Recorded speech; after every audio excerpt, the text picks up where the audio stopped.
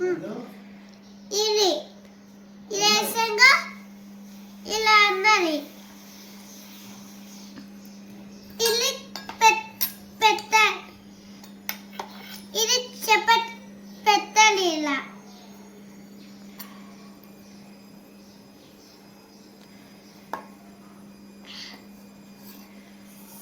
కలపాలి first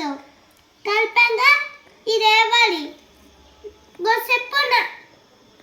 chicken పెట్టాలి పెట్టంగా chapati ready chapati ready